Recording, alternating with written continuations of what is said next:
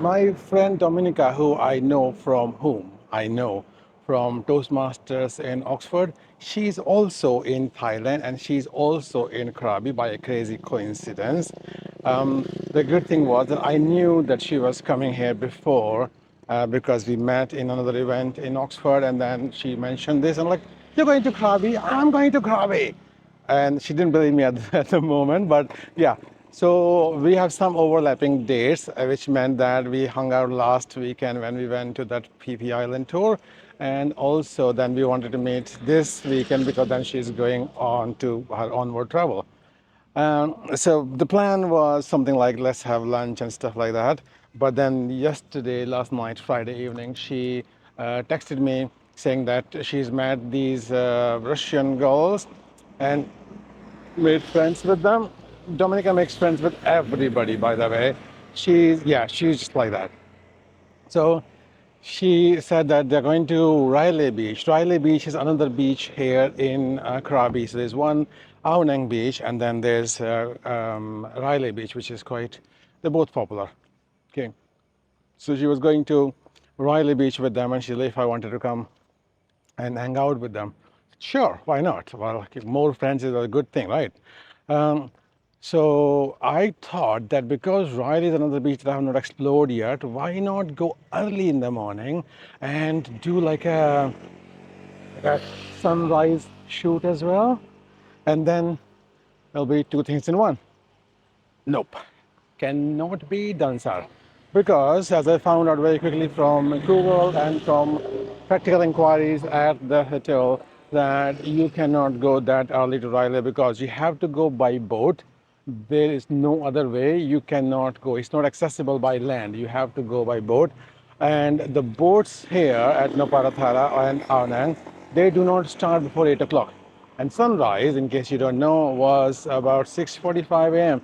So I thought, okay, can't be done, then can't be done. Then I'll at least go and meet my friends, meet my friend and her friends. Okay, let's be clear. So in the morning, I did ask, by the way, this is the thing that this is something that Dominica has told me as well, that Thai people would say yes to everything, even if they don't understand what you are asking or what request you are making. So, like for example, here at the hotel, the guy who drives the tuk-tuk, his name is Lai. I asked him, "Can you take me to the not the Noparathara?" I said, "Can you take me to Railay Beach?" So he said, "Yeah, yeah, yeah." By this time, I was not completely convinced that it's not accessible by land. So he said, "Yeah, for you, 6 o'clock, sure, no problem." And I said, "Okay, good." And then I found out, but the boats, I said, "Can you take me to Riley?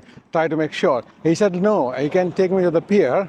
And then from there, I buy a ticket, then get on the boat, and then go to Riley." I said, "But then I will be sitting there." He said, "Yeah." I said, "Okay, what's the point then? What's the point of going?" Then he said, like, the ticket office starts about 7:30. Like, what's the point? But this is how Thai people are. They are very helpful, but you have to make sure that they understand what you're asking for. But anyway, so this morning, then I got about 7 o'clock. Then I went over. So first I went to Nopara Pier, which is closer to my hotel, and it didn't work. Yeah. So when I left, there was nobody at the hotel that was awake. So even the gates were closed. I got out and then I tried to find, because I had notes, I said no to Lie after that, okay, I'll find something else. Then in the morning, I walked to the corner, and then I stopped at the first tuk-tuk that came by, and it was a girl driving. And then I asked her, like, "Can you take me to the pier?" Navaratara. She said, "Yeah." I said, "How much?" And she said, like, 100 baht. Like, like that, 100 baht. Okay. I laughed in her face. She said, "How much you pay?" So I said, "I pay 20 baht when I go from the hotel." She said, "Okay." And so she took 20 baht what she asked. But the first ask was 100 baht. So be careful about that. In Thailand, whatever they're telling you, it doesn't have to be the final price. You always negotiate.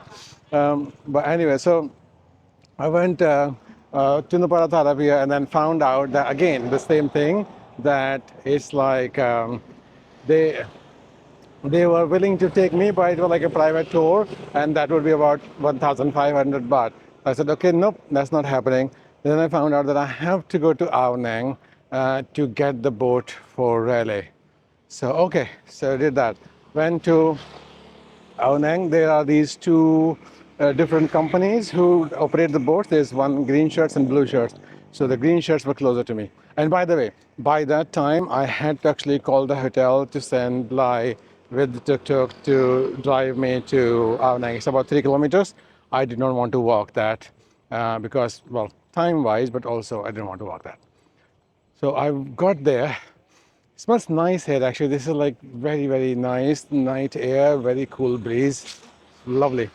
Um, and it's raining in England. Oh, yeah. So I this story is getting longer and longer. Okay, so I got to Ao Nang, and then from there, not it was so you get the ticket, and the ticket costs 200 baht for a return journey. There's a caveat to that is that if you want to come back late, then you can pay another 50 and then you can come back after sunset, like up to 8 o'clock you can come back. But I did not fancy staying there whole day. So I just took that normal ticket and then you have to wait for a little bit, and then when enough passengers gather, then you get into this what they call a long tail boat, and it's quite a contraption. You have to see that it's like a normal boat, long boat, and then in the back of that they have a long pole, and there's some kind of a propeller attached to that, and then they dip it into the water to make the boat go forward. It's yeah, they use that for a lot of tours as well, other than speedboats. So I got in the boat. It was like maybe 10 minutes ride in the boat. Got to the Railay beach, and then I found my friend in Dominica, and then walked around, took some videos of me walking around the beach and all that, because I've got the tripod, so it's good for that. Then when I met Dominica, Dominica had so she said that our Russian friend Kate, only one of them, others were not there with them this time. So like she's around, she's gonna come back. So then I met Kate as well. She's a Russian girl who is very adventurous, and what we did was that we went from there because Kate knew about the secret beach, and then she said, "If you want to come," so I said, "Yeah. Well, where am I going to stay? I don't want to stay behind at Railay Beach by myself. I had gone there to see my friend, but the secret beach always sounds good because it's good for a vlog." And so we walked about 10 minutes. Yeah, she was not lying about that. It was about 10, 12 minutes maybe, and. Don't ask me directions. I don't know. I just followed Dominica and she followed Kate, and then just we walked through some streets. There was one very industrial kind of beach as well in there, which was quite dirty. Not dirty, but yeah, it was like industrial. So not photo worthy. I took some photos, but anyway. So we got to this beach, which I later found out is called Princess Cave. There is a cave, there's a couple of caves there, and one of them they have some religious decorations there as well. I will see if I can find the story behind those, but otherwise it was just like a cave in rocks, the overhanging rocks and everything. There were some cool picture-worthy scenes there, and there are crazy people there who actually climb those rocks as well with ropes and everything. Yeah. So I'm never gonna do that, but there were people who were doing that. So the beach itself is gorgeous. I've got lots of pictures to prove that, pictures and videos. And there was one special feature there, and that feature was that there was a little island. It's very hard to even call it an island because it was such a small body of land, just some sand there and a big rock behind it. So that was only about maybe 200 meters. I'm not a very good judge of these distances, but I would say it was between 100 and 200 meters. And the special feature that that island had was that there was a sandbar. Okay, in case you don't know what a sandbar is a piece of land, like long between two places sometimes. So sandbar between this beach and that little island, so you could walk to that island. And they were like, yeah, should we do that? This is it's some bougainvillea or something. I don't know. This is a nice flower that I can smell here while I'm sidestepping the trash bags. Okay, but that was okay. So they were like, "Are you gonna walk?" I said, "Yeah, I'm gonna walk because for my vlog, that's great." So we walked that. Um, it was quite an adventure because what happens is that water comes up to your waist even at low tide. And because this is like a sandbar, so you have to walk, I don't know how far on the left and right it goes. So you have to pretty much stick in one line where you can see people going. And we went at a very early time, like maybe about 9 maximum. And so there was not a crowd at that time, okay? So okay, so where was I? Yeah, so we walked that, and it was just Kate and me and Dominica. It was, I would not say scary, but it was an adventure. So the thing is, I've taken some videos of that, but the videos are horrible because there's no framing, there's no focus is good, fortunately, but there's no framing. You can't actually even see our faces. Well, sometimes you can see faces. So I'll put some good parts of those videos in the vlog, but. Here's the thing, in my defense, this is why I'm doing this, because I wanted to defend why I've got such bad videos when I call myself a cinematographer or videographer or vlogger or whatever. Um, I had this little Mantis pod which I'm using now. I had this on and I had it extended and I had the camera on there. Okay, my camera is the Osmo Pocket 3. Now, it was very bright sun, even though it was morning, very bright sun, and I could not actually see what was going on the screen there. And also the sandbar actually is just not all sand. There are lots of rocks in there, and those bloody I almost cursed. Some of them are pretty sharp and they will hurt your feet. Dominica did actually hurt her feet a couple of times. And so you have to actually either avoid them or step gently on them so that you don't end up hurting your feet. But it was like, but it was so you have to be very careful walking on that sandbar because you have to avoid those, and the water is very very clear. So in one way it's really good because you can see where the rocks are, but also you are in the sea. So it's like you're literally walking in the ocean. So I had to be careful about the rocks. I had to overcome my fear of deep water, and I had to like walk on that sandbar and then try to focus, try to keep this going.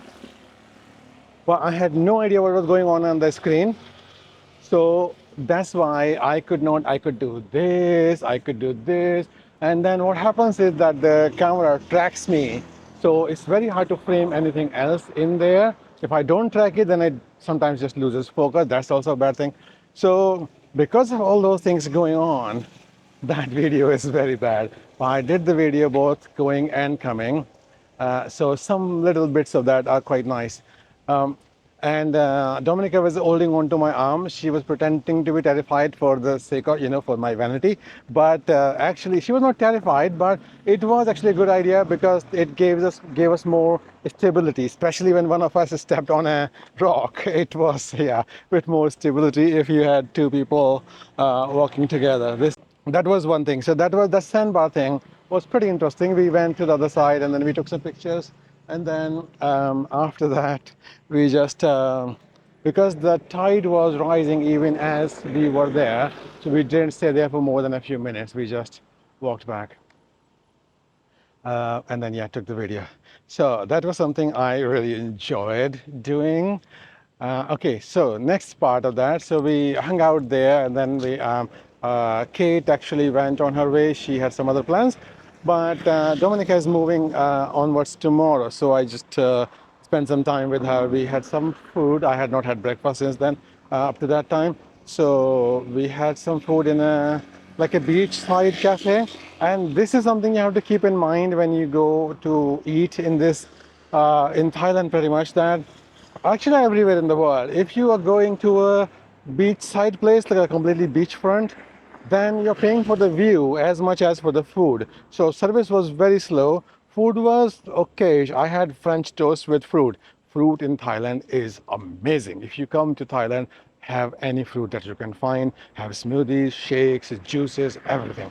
They are absolutely wonderful. So we had that, and it was okay, well, not bad. Fruit were good, but the French toast was not the best. I've had better in the cafe next to near my hotel, at Coffee Club Cafe. That's better. Okay, then from there, then I started back. I came back on the boat again. You have to wait for other passengers, but it was not that long a wait. It was okay. And then when I came back, after I landed at Ao Nang, then I called the hotel again to send a pickup for me.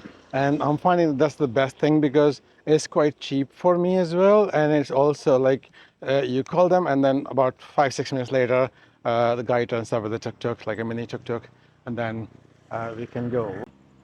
So I came back, and then I called the hotel to send a pickup for me. And like came in about 7 minutes. And Ao Nang is okay place for waiting 7 minutes because there are lots of shops. Then when I came back, I told him not to take me all the way to the hotel, but leave me at the corner, drop me at the corner because I wanted to go buy some fruit. Dominic and I had been talking about coconut and fruits, you know. I wanted to buy fruits today. I did not have enough in the fridge. And here's the thing. Yesterday, as in Friday, when I had gone to get the fruit, at that time I was doing my shoot for the a day in Krabi for a remote worker. I was trying pretending to be a real vlogger. And in that, when I bought the fruit, I only bought like a pack of papayas, and I bought them, paid for them, and then I picked up my camera and walked away. Yeah, I left the papaya there. So I wanted to find out if they would remember. Okay, so I wanted to go there, but when Lyle stopped at the corner, I did not have the money to give him because he needed 100 baht for the whole morning and afternoon, both the trips. But I had only like 1,000 baht note, so he didn't have any change. So I said, I'm gonna go to the fruit shop, maybe they will have it. He said, yeah, which fruit shop? I pointed. He said, okay. So he took me to the fruit shop and waited outside. And because of that, I did not have the time to actually take my camera. I didn't want to make him wait so much more. But what happened was that I was not going to mention the yesterday's fruit to the lady because it was what, 25 baht yesterday. But as soon as she saw me, she said something in Thai, then she told me in English, you forgot this. So what she had done was she had realized that I had left it right away, and then she had called after me. But I was so engrossed in my vlogging that I had not paid any attention to who was calling my name. Not that she knew my name, but uh, then she had put the papaya in the fridge to keep it fresh in case I come back. But since I didn't come back, that was like, yeah, so it was yesterday's papaya now. So what she did now for me today is that she took it out of the fridge, but instead of giving me that, she replaced it with fresh papaya. So that was like, you cannot ask for more than that. She remembered, she tried to call me back, she kept it in the fridge, and then she gave me fresh one rather than giving me yesterday's one, which I had actually bought. So that was really nice. This is why I like the people in Thailand because in everything, the customer service is absolutely fantastic. So I got that, and then I bought some more fruit like mangoes and another coconut and all that. There are some more fruit here, like passion fruit. I have tasted passion fruit before, like only in smoothies. I'm not that big a fan, but there are some other fruit which I don't know the names of. She tells me the names, but they're in Thai, so I don't know what that actually means. So I'm gonna try some of those in the next couple of days, and then I'll let you know if I like them or how much I like them. At the moment, the fruits that I really like here is watermelon, mangoes, and papaya. Pineapple, absolutely beautiful, very nice tasting. And out of all those, I'm partial, but mangoes. Mangoes are the best. I've had shakes, smoothies, everything from mangoes, watermelon, and they're all great. So go for fruit. If you come to Thailand, definitely go for the fruit. That's it. That's the story for today, other than the story of my dinner, which, oh, I've recorded that already. So, okay, let's cue that in now.